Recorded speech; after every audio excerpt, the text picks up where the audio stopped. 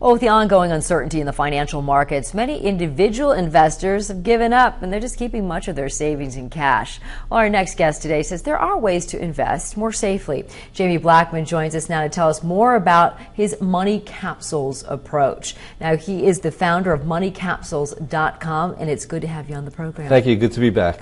Are you finding that fear seems to be an emotion that has a stronghold on individual investors today? It does, and also because of the complexity of the financial landscape. I often say complexity is dangerous to our financial health, and fear is one of the byproducts of that. Yeah, tell me a little bit about MoneyCapsules. What's the thinking behind it? We all heard of the 7 food groups. It makes it easy to understand where our diet is going and how to have a balanced diet. Mm-hmm. We have meat, we have vegetables, we have dairy products. We've done the same thing. Instead of 7 food groups, we've taken 7 critical issues of wealth, and we discuss that. This way, the client can now see how to have a healthy financial diet. All right, let's talk about some of those points, and we have a full screen that we can bring up. Rebecca continued the interview by presenting the 7 money capsules: cash, growth, income, risk, time, and giving, all directed by your personal values. So we look at 2 factors with cash. We look at cash reserve, because if we tell a client that, look, you've got enough cash to cover you for 6 months, 12 months, even up to 2 years of a down market, they will be less concerned when there's volatility, because remember, you only lose money if you have to sell during a low market. Right. So they'll feel better. So cash reserve and cash flow is extremely important for the client to understand. And growth is one of the other points. Well, like I always say, a stamp in 1980 was 15 cents. So if it triples in 30 years, you've got to grow your assets. Sure, just to keep up with inflation. That's it. Because a dollar 20 years ago only buys 50 cents today. So you've got to keep growing it, because how do you define risk? Risk is not loss of principal. Risk is loss of purchasing power.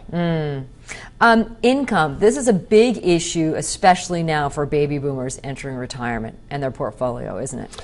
Right. There are 2 sources of income. There's, if you're still working, there's your salary. There's non-guaranteed sources of income.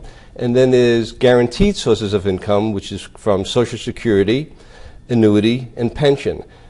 Which might not be so guaranteed after all. Right, exactly. And I find that clients are very focused on that amount of income. So to the extent you can show them how your income covers your expenses, they're just much more relaxed. Risk is another one of your points, and it's a really big factor today.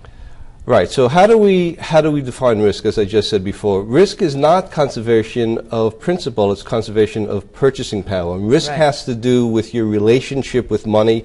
We've all heard many money messages when we were younger. Never invest. I think I said it on the last show that I was at. The money message I received was, don't invest in securities, because my grandparents lost all of their money in the Great Depression. That comes forward when we're talking to our clients, and we have to deal with that.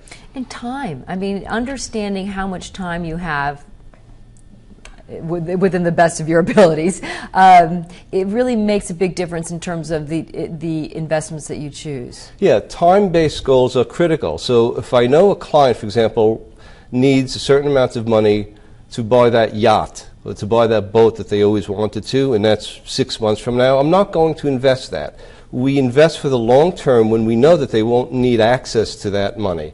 And just organizing, understanding their resources one issue at a time helps them to focus and helps them to better manage their emotion. And then the other aspects are values and giving. Giving, obviously, but your values, who you are. Right. So there's 2 issues with values. There's the dollar value, and then your personal values, and that's really your relationship with money.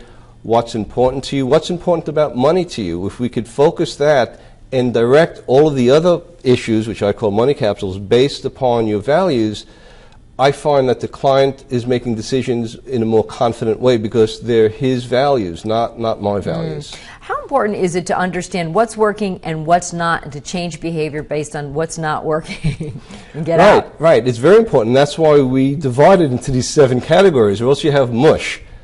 You need to look at one at a time, and then you need to ask the client, based upon your values, is it connected to what you have? All right. Jaimie, always good having you on the program. Thanks. Founder of MoneyCapsules.com. And that's all for this week. We'll see you next week on 12 on the Money. I'm Rebecca Surran.